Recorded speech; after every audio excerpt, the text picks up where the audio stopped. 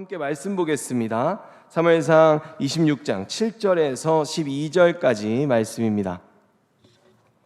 구약 성경 454쪽쯤에 있는 말씀입니다.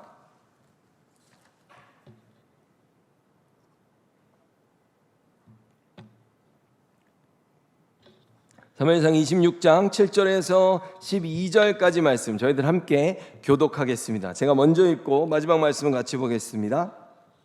다윗과 아비새가 밤에 그 백성에게 나아가 본즉 사울이 진영 가운데 누워 자고 창은 머리곁 땅에 꽂혀 있고 아브넬과 백성들은 그를 둘러 누워 있는지라.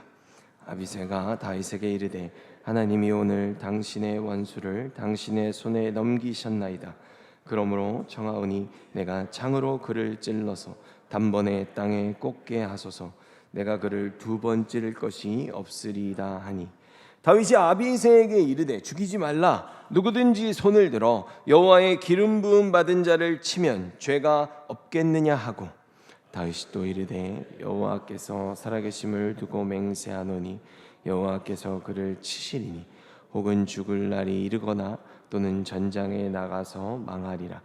내가 손을 들어 여호와의 기름 부음 받은 자를 치는 것을 여호와께서 금하시나니 너는 그의 머리 곁에 있는 창과 물병만 가지고 가자 하고 다윗이 사울의 머리 곁에서 창과 물병을 가지고 떠나가되 아무도 보거나 눈치채지 못하고 깨어있는 사람도 없었으니 이는 여호와께서 그들을 깊이 잠들게 하셨으므로 그들이 다 잠들어 있었기 때문이었더라. 아멘.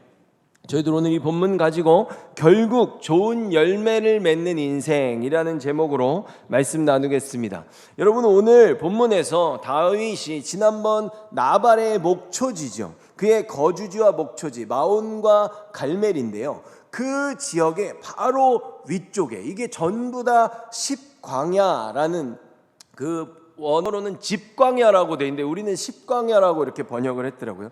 이곳은 저번에 사울에게 완전히 둘러싸여서 포위를 당했던 그 마온 지역에 가까운 바로 위쪽 지역에 있었습니다. 그러니까 약간 다윗이 지금 내륙 쪽으로 들어와 있는 거예요. 그리고 사울하고도 많이 좀 더 가까워진 그런 상태입니다. 그러니까 오늘 이 다윗이 이곳에 있다는 얘기를 듣고 또 그 다윗을 죽이기 위해서 사울이 군사 3,000명을 내리고 또 와요.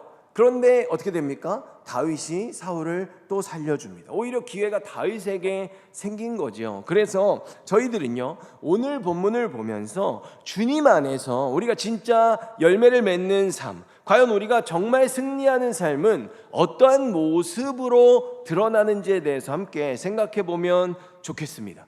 먼저 1절 말씀을 보면요, 십광야 지역에 살던 사람들이요, 다윗이 이곳에 왔다고 먼저 가서 알리는 모습이 나오고 있어요. 사울은 다윗이 거기에 진을 쳤는지 몰랐는데 이 사람들이 가서 먼저 말을 하는 거예요. 1절에 10사람이 기브아에 와서 사울에게 말하여 이르되 다윗이 광야 앞 하길라 산에 숨지 아니하였나이까 하매. 여러분, 지금 이 표현을 보면요, 이거는요 의문문이에요. 그러니까 이런 걸 우리가 보통 부가 의문문이라고 하는데 이거는 대답을 정해 놓고 묻는 거죠. 예를 들어 이런 거예요. 제가 저희 아이들하고 대화를 나눌 때 아이들이 잘못한 게 명백해요. 그리고 이미 제 눈치를 보고 있어. 그럴 때 제가 아이들한테 이런 식으로 질문하는 거예요. 네가 지금 한 행동이 맞아? 이렇게. 그럼 여러분, 이게 제가 의견을 물어본 겁니까? 아니죠. 그렇죠? 지금 옳고 그름을 따지자고 하는 게 아니에요. 전혀 그런 게 아니라 지금 이런 식의 사울에게 말하는 건 제가 아이들한테 잘못한 게 너무 확실해서 그걸 확인하고 네가 인정해야 되지 않겠어? 라고 묻는 것처럼 지금의 이 질문이요, 의도 자체가 아주 안 좋아요. 사울을 자극하고 있습니다. 이게 어떤 의도냐면 여기에 어떤 표현이 또 들어가 있냐면 확실하게 무엇을 하다, 이런 표현이 들어가 있거든요. 그러니까 지금 사울한테 가서 그런 거예요. 다윗이 하길라 산에 숨어 있는 게 그렇게 확실한데도 왕은 그를 살려둡니까? 이렇게 묻는 거예요. 그러니까 이 십광야의 사람들이요, 다윗이 지금 여기에 숨어 있는 걸 사울에게 알려준 게요, 두 번째예요. 첫 번째는 다윗이 그때 우겨쌈을 당했다 그랬죠. 사실 그때도 이 사람들이 사울에게 먼저 가서 알려줘서 다윗이 죽을 뻔했던 겁니다. 그런데 지금 두 번째로 그런 행동을 또 하는 거예요. 그때는 어떻게 했어요?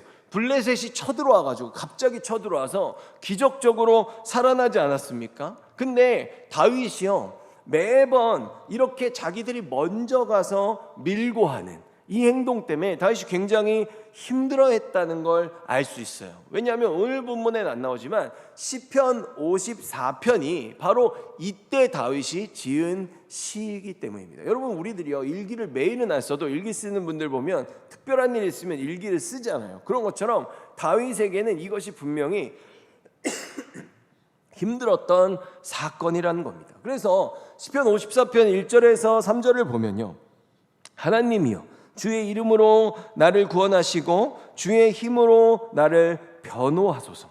하나님이여 내 기도를 들으시며 내 입의 말에 귀를 기울이소서. 하나님을 계속 부르고 있죠. 그만큼 다윗이 간절하다는 걸 알 수 있는 거예요.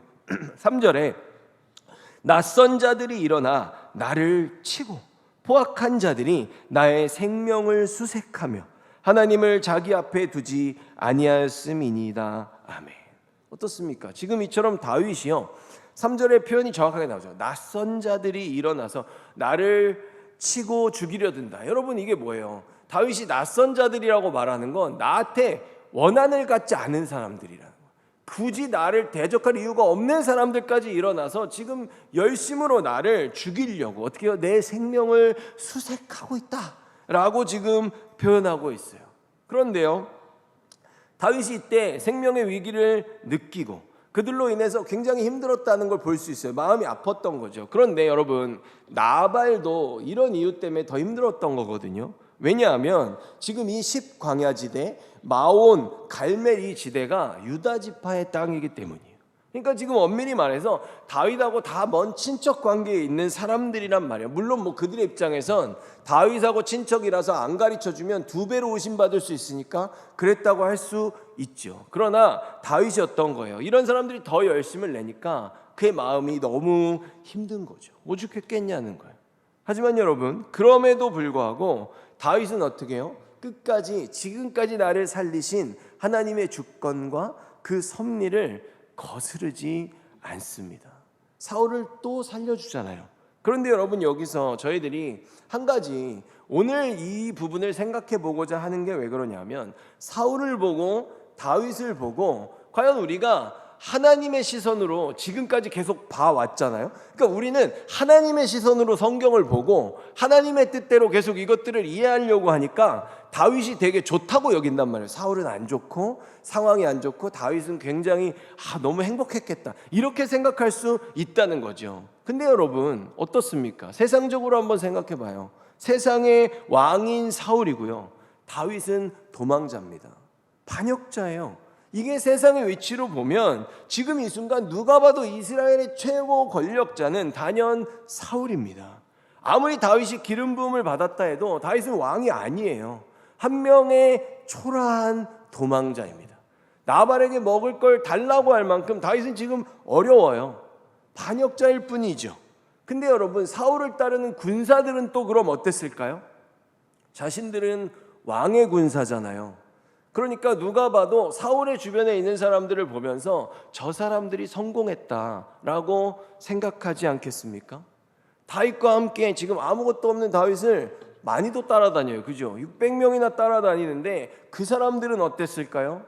함께 고생하고 함께 굶고 함께 생명의 위협을 받고 있어요. 이들도 결국 반역자들이고 이들도 도망자들입니다. 여러분, 세상은 몰라도 근데 우리는 뭐예요? 이걸 왜 우리가 좋게 보는 거예요? 우리는 알기 때문이죠. 하나님의 시선, 이 세상의 주관자의 그 관심이 지금 어디 있는가가 우리들에게는 중요한 거죠. 이런 시선이 우리들 스스로의 삶을 볼 수 있는데도 동일하게 있어야 된다는 거예요.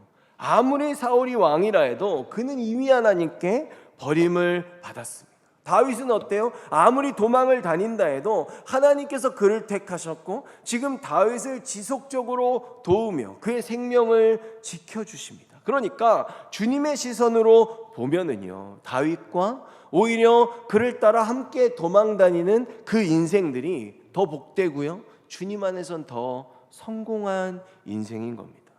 여러분, 우리들요, 아까 기도했던 것처럼 내가 내 삶의 주인인 줄 알고 여태까지 살아왔단 말이에요. 그래서 우리들이요, 그 어떤 순간에도 내 주인이라고 생각하지만 실제로 성경을 딱 보면 어때요? 우리는요, 단 한순간도 내가 내 삶의 주인인 적이 없습니다. 우리는 원래 이 세상에 죄의 종으로 사는 거예요. 내 인생에 내 계획 세우고 내 뜻대로 살고 내가 판단하는 것이 옳다고 생각하고 때로는 세상이 나를 칭찬해도 그 안에 주님이 없다면 우리의 인생은 뭐예요? 죄의 종인 거예요. 그리고 우리가 예수 그리스도를 믿으면 우리는 그리스도의 종이 되고 하나님의 종이 되는 것이기 때문에 우리의 인생에 있어서요, 종이 아닌 순간은 사실은 존재하지 않는다는 거죠. 마치 사울이 그런 거예요. 세상에 왕의 자리에 앉았어요. 사울 옆에서 여러분, 사울 칭찬하는 사람이 없었겠습니까? 사울은 그만큼 하나님으로 채워지지 못하는 것들을 세상의 칭찬과 세상의 인정으로 채우며 살았을 거예요. 근데 수억, 수천을 벌었다 해도 그들이 하나님 앞에서 죄인이라는 그 사실은 달라지는 게 없다는 겁니다. 저희들이 오늘요, 이런 사울과 다윗의 입장을 생각해 볼 수 있어야 돼요. 그것을 위해 오늘 성경의 다른 본문들을 한번 보려고 해요. 우선은 사도 바울을 한번 생각해 볼게요. 여러분, 바울의 시대에는 유럽 지역에, 전 세계에죠, 단 2개의 대학밖에 없었습니다. 로마 대학과 다소 대학이었어요. 물론 그 대학들을 지금의 대학들과 비교할 수는 없겠죠. 뭐 지금이랑 비교한다면 뭐 고등교육기관 정도 될 것 같아요. 근데 그때는 찾아볼 수 없었단 말이에요. 그만큼 사람들이 공부를 하지도 않았고. 근데 다소 대학이 로마 대학보다 훨씬 더 좋은 대학으로 인정받고 있을 때입니다. 당대 최고의 엘리트들만 들어갈 수 있다라고 했는데 바울은 이 다소 대학 출신으로 알려져 있어요. 근데 유대인들에게는 이 세상적인 어떤 헬라 철학이 굉장히 발달해서 다소 지역이 유명했던 건데요, 그것보다도 유대인들에게는 또 뭐가 중요합니까? 율법이 중요하죠. 그 율법을 어떻게 해석하고 어떻게 가르치는가, 그 학파가 너무나도 중요하거든요. 근데 그 수많은 학파들 중에 가장 뛰어난 학파가 가말리엘 학파였단 말이에요. 근데 바울은 이 가말리엘 학파 출신이었다는 거예요. 게다가 사도행전 22장 27절에서 29절 보면 천부장이 바울에게 다가가 물었습니다. 당신이 로마 시민이라는 말이 참말이요? 바울이 그렇습니다 하고 대답했습니다. 천부장이 말했습니다. 나는 돈을 많이 들여서 로마 시민권을 얻었소. 바울이 말했습니다. 나는 태어날 때부터 로마 시민인 사람입니다. 그러자 바울을 신문하려던 사람들이 곧 물러났습니다. 천부장은 바울이 로마 시민이라는 사실을 알고 그를 결박한 일로 두려워했습니다. 아멘. 이게 왜 그랬냐 하면 바울은 선교를 다니면서 자신이 로마 시민이라는 사실을 계속 숨겼어요. 왜냐하면 내가 로마 시민이라는 사실을 밝히게 되면 유대인들은 바울을 핍박할 수 없거든요. 그래서 바울은요, 유대인들에게 복음을 전하기 위해 그 핍박을 감당하기 위해서 로마 시민이라는 사실을 사실은 숨겼던 겁니다. 근데 지금은 바울이 여기서 핍박을 받으면 안 되는 상황이에요. 하나님의 뜻을 이루기 위해서는 계속 선교를 진행해야 되는 상황이기 때문에 바울이 여기서 신분을 밝힌 거죠. 그래서 로마 시민 잘못 건드리면 큰일 납니다. 근데 로마 시민권이요, 이렇게 힘이 있었는데 그때 로마 시민권을 갖기가 힘들었어요. 2가지 중에 하나예요. 첫 번째는 뭐냐 하면 국가를 위해서 아주 큰 공로를 세우면 좋습니다. 2번째는 엄청난 부자여서 지금 말하는 것처럼 돈으로 신분을 살 수 있을 정도면 가능했어요. 근데 바울은 태어날 때부터 시민권자였다라고 지금 말하잖아요. 그러니까 우리는 그의 모든 과거를 다 알 수는 없지만 여러분, 지금 바울은 유대인이잖아요. 그러니까 바울의 아버지도 유대인이에요. 바울의 부모님이요, 국가의 큰 공로를 세우기 위해서는 전쟁에 거의 선두에 나가서 군인으로 살아야 되거든요. 그러면은 시민권을 줬단 말이에요. 그런데 바울의 아버지가 유대인이기 때문에 이방인의 나라를 위해서 군인을 했을 가능성은 굉장히 희박합니다. 그러므로 바울이 지금 로마의 시민이 됐다는 것은 어떻게 한 거예요? 바울이 굉장히 부유한 집안에서 나고 자랐다라고 보는 게 대부분의 생각인 거죠. 여러분 어떻습니까? 바울이 지금 그가 가진 것들을 보니까 어때요? 당대의 사람들이 최선을 다해서 인생의 목적을 삼고 갖고 싶은 모든 것들을 바울은요 다 갖고 있어요. 바울은 정말로 금수저 인생이었다는 거죠. 근데 여러분, 이런 바울이 그런 자신이 살아온 인생을 어떻게 평가합니까? 빌립보서 3장 4절에서 9절 우리 잘 알죠? 사실 육체적으로 보면 나 스스로를 믿을 수도 있습니다. 이 세상 어느 누구보다도 인간적인 조건을 더욱 많이 갖춘 사람이 나입니다. 여러분 어때요? 바울은 지금 자기가 어떤 위치에 있는지 잘 알고 있어요. 그렇죠? 세상적으로 조건들이 나는 태어난 지 8일 만에 할례를 받았습니다. 이스라엘 민족 중에서도 베냐민 지파의 자손이며 히브리인 중에서도 히브리인입니다. 모세의 율법은 내 인생의 안내자 역할을 하여 나는 율법을 가장 엄격히 지키는 바리새인이 되었습니다. 율법을 지키는 것에 너무나 열심이었으므로 교회를 핍박하기까지 하였습니다. 내가 모세의 율법을 지키고 따르는 데 있어서는 그 어느 누구도 허점을 찾을 수 없을 정도였습니다. 그때는 이 모든 것이 내게 너무나 소중하고 가치 있는 것들이었습니다. 그러나 예수 그리스도를 만난 이후 지금 자신의 인생을 정확하게 구분하고 있죠. 예수 그리스도로 구분하고 있어요. 그 모든 것이 아무 쓸모없는 것임을 알았습니다. 그것들뿐만 아니라 이 세상 그 어느 것도 내 주 예수 그리스도를 아는 것과 비교가 되지 않습니다. 예수 그리스도를 위하여 나는 모든 것을 버렸습니다. 모든 것이 쓰레기처럼 아무런 가치가 없다는 것을 이제 압니다. 이로써 나는 그리스도를 알게 되었습니다. 또한 그리스도 안에 하나가 되는 기쁨을 얻었습니다. 내가 율법을 지켜서 하나님께 구원을 얻은 것이 아닙니다. 하나님은 내 믿음을 보시고 나를 의롭다 하시며 자녀 삼아 주신 것입니다. 아멘. 여러분 어떻습니까? 바울이요 세상적으로 정말 하나만 가져도 부러워할 만한 그 모든 조건들을 다 가진 이 바울이 내가 예수 그리스도를 만나고 그분을 알고 나니까 이것들이 쓰레기처럼 아무런 가치가 없다고 지금 말하고 있어요. 단연 최고의 가치는 바로 그리스도를 아는 것이다 라고 고백한단 말이죠. 결국 죄인의 자리에서요 그리스도를 모른 채 살아왔던 그 인생의 모습이 세상적으로는 정말 어떨지 모르겠지만 거기에 뭐가 없어요? 하나님의 함께 하심이 없죠. 거기엔 생명이 없습니다. 그러니까 거기엔 가치도 없다는 거예요. 그래서 그는 오히려 내가 하나님의 자녀가 된 지금이 가장 가치 있고 제일 기쁘다라고 고백하고 있단 말이에요.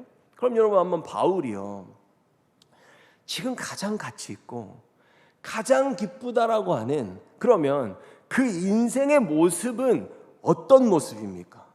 고린도서 11장 23절에서 27절 보면요 그들이 그리스도의 일꾼이냐 나는 더욱 그러하도다. 내가 수고를 넘치도록 하고 옥에 갇히기도 더 많이 하고 매도 수없이 맞고 여러 번 죽을 뻔하였으니 유대인들에게 40에서 하나 감한 매를 5번 맞았습니다. 이게 태형인데요. 태형은 율법에 40대를 때리면 안 됩니다. 율법이 613개인데 40개 이상 어기면 39대까지만 때려라 그 사람 죽는다라고 율법에 써 있단 말이에요. 근데 바울이 로마 시민임을 밝혔으면 이거 안 맞죠.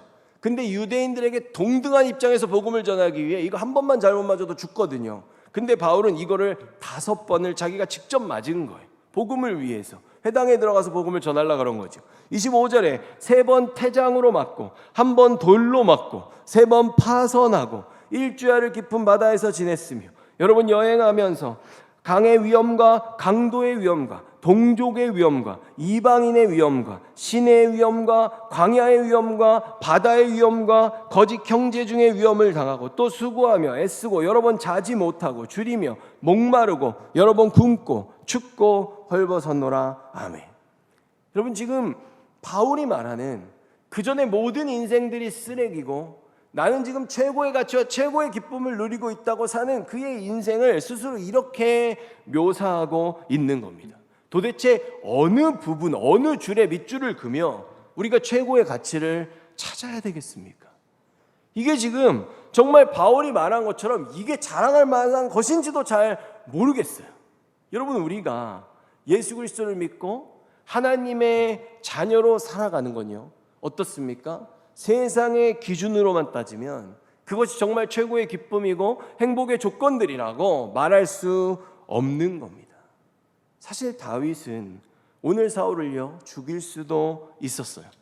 당시의 상황이 어땠어요? 오늘 본문의 12절 보면 이는 여호와께서 그들을 깊이 잠들게 하셨으므로 그들이 다 잠들어 있었기 때문이었더라. 아멘. 여러분 보세요. 이게 되게 어려운 일이에요.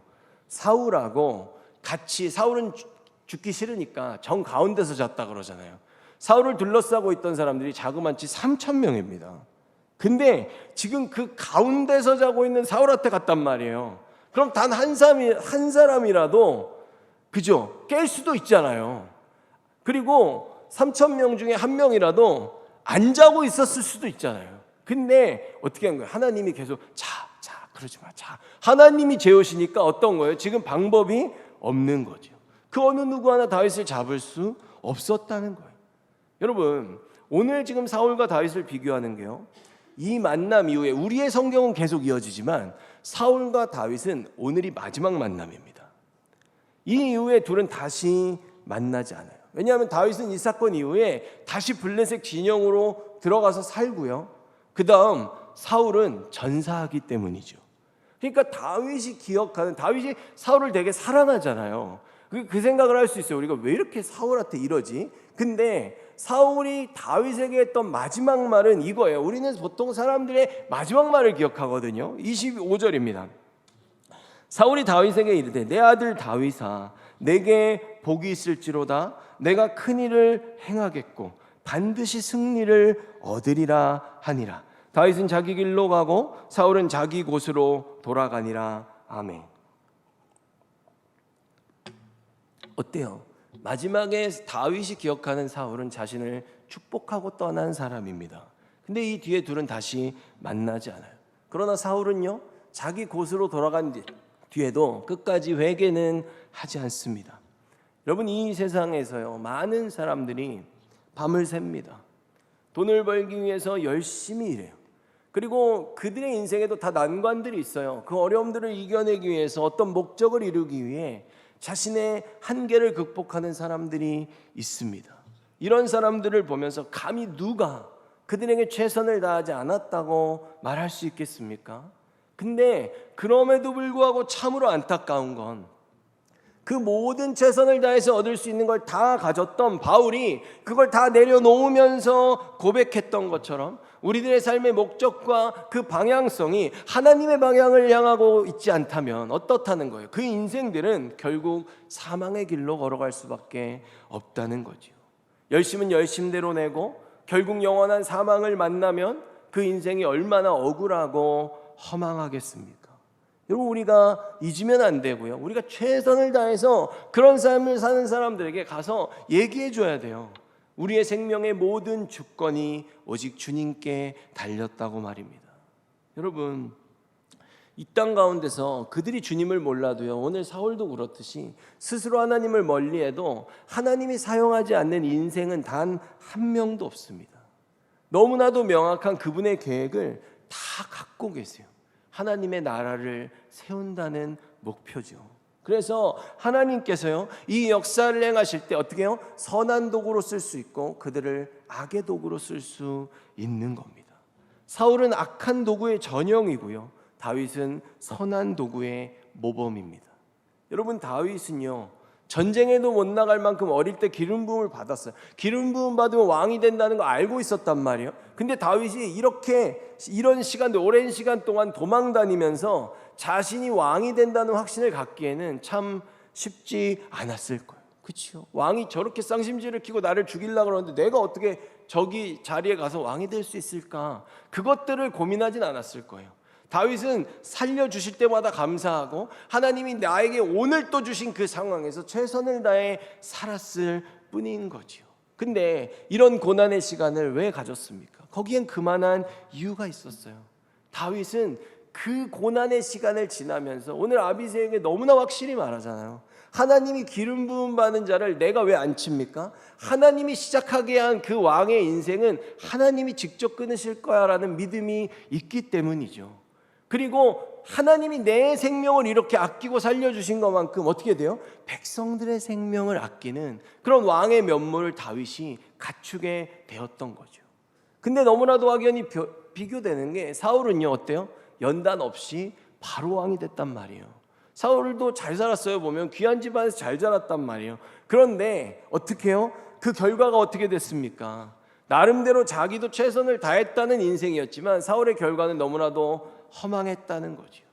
그럼 다윗과 사울이 뭐가 그렇게 달랐던 겁니까? 누가복음 8장 5절에서 8절 보면요, 씨를 뿌리는 자가 그 씨를 뿌리러 나가서 뿌릴새 더러는 길가에 떨어짐에 밟히며 공중의 새들이 먹어버렸고 더러는 바위 위에 떨어짐에 싹이 났다가 습기가 없으므로 말랐고 더러는 가시 떨기 속에 떨어짐에 가시가 함께 자라서 기운을 막았고 더러는 좋은 땅에 떨어짐에 나서 100배의 결실을 하였느니라. 이 말씀을 하시고 외치시되 들을 귀 있는 자는 들을지어다. 아멘. 여러분, 이게 예수님께서요 공생의 시절에 주셨던 씨 뿌리는 비유입니다. 근데요 아주 특별하게 주님께서는 이 씨 뿌리는 비유는 직접 풀어주셨어요. 여러분, 우리가 성경을 볼 때 예수님이 정말 이렇게 다 풀어줬으면 되게 좋을 텐데요, 이렇게 풀어주시는 경우가 많진 않아요. 그러니까 이게 특별한 경우였어요. 이 전제가 근데 중요해요. 왜냐하면 씨라 그러면 또 다 말씀이라고 푸는 건 이단의 아주 전형적인 방식입니다.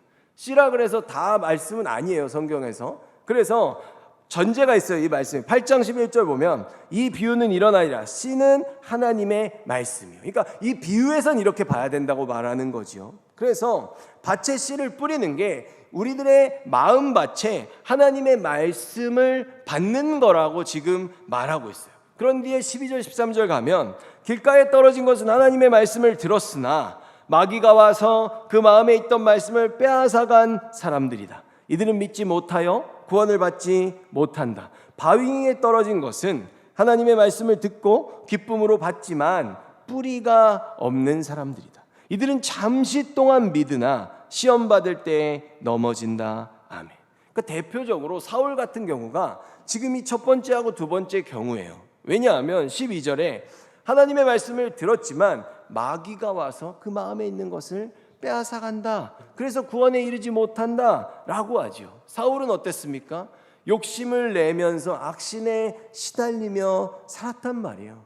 주님께서 사명도 주셨고 기름도 부었고 말씀을 주셨죠. 그런데도 그 말씀을 어떻게 해요? 계속해서 잃어버리고 그러는 악순환의 삶을 살아온 거죠.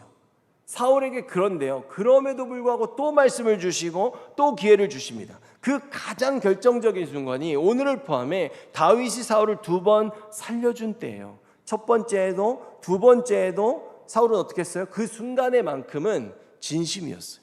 다윗을 축복했단 말이에요. 근데 결국 어떤 겁니까? 바위에 떨어진 하나님의 말씀을 기쁨으로 받았단 말이에요. 지금 사울처럼 말이죠. 근데 잠깐 동안만 효력이 있다는 거예요. 그들에겐 뿌리가 없어. 그래서 시험을 받으면 그 옆에서 어떤 시험을 받는 거예요? 계속해서 다윗을 모함하는 거죠. 다윗이 죽이려고 그럽니다. 먼저 죽이셔야 되지 않겠어요? 십광야의 사람들이 어떻게 해요? 다윗을 지금 안 잡고 계시겠습니까? 이러면서 좋은 기회라고 계속 사울을 시험하고 자극하니까 그때 어떻게 하는 거예요? 받은 은혜를 금세 다 날려버리고 마는 거죠. 그러나 15절에 보면요, 좋은 땅에 떨어진 것은 정직하고 선한 마음으로 하나님의 말씀을 듣고 그 말씀을 굳게 지켜서 좋은 열매를 맺는 사람들이다. 아멘. 여러분, 내가 정말로 하나님 앞에 정직하고요, 내가 정말로 하나님 앞에 선한 하나님의 성품이고 하나님의 방식이죠, 그대로 살아가는 사람은 이런 고백까지도 할 수 있습니다. 저는 다윗의 이 고백을 보면서 굉장히 놀랐어요. 19절에 내 주 왕이여 내 말을 들어보십시오. 만약 왕이 나에 대해 진노하게 하신 분이 여호와시라면, 다윗이 사울에게 말하는 거예요. 여호와께서 나를 제물로 받으시기를 원합니다. 아멘. 이게 뭐냐 하면 사울이 지금 다윗에게 분을 품고 있단 말이에요. 근데 그 진노, 그 분노가 진짜 하나님이 당신에게 준 거라면 내가 이 자리에서 죽겠다는 얘기예요. 제물이 되겠습니다 라고 말하는 거죠. 그만큼 선하신 하나님 앞에 내가 정직하게 서 있다는 걸 지금 다윗은 고백하는 겁니다. 다윗은요, 결정을 내릴 때 어땠어요? 계속해서 하나님의 의중을 먼저 물었단 말이죠. 그리고 자기가 행동을 했는데도 만약에 그것을 돌이키라 하면 그 다윗은 그 자리에서 그 죄를 돌이키며 살았습니다.